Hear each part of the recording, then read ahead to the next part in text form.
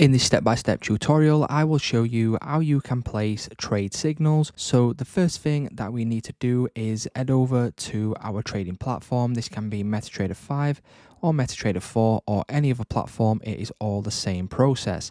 So let's just say that I've got a signal from my signal provider. What I will do is head over to my trading platform, in this case MetaTrader 5. And let's just say that this person has sent a signal for GBP USD.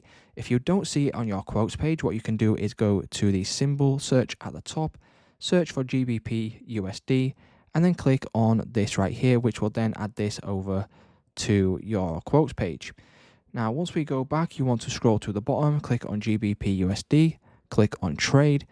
And here is where you will now be on this page. As you can see at the top, we've got different types of trade execution. At the moment, we are on instant execution, which means that we will enter the trade right away. If we click on the drop-down menu, we've got a buy limit, sell limit, buy stop, sell stop, buy stop limit, and sell stop limit.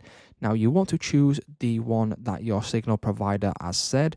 For example, we will choose a sell limit. And then what you want to do now is you want to calculate your risk, which would be this lot size right here. So for example, one lot. You can calculate your risk on many different risk calculation website or apps. You can do this yourself depending on the size of your trade and the size of your account.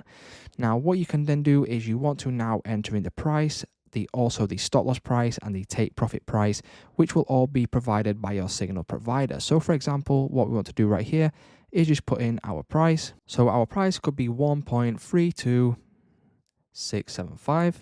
Our stop loss could be 1.32850, and our take profit could be 1.32500. Once you have entered all these different values right here, you can then simply click on place.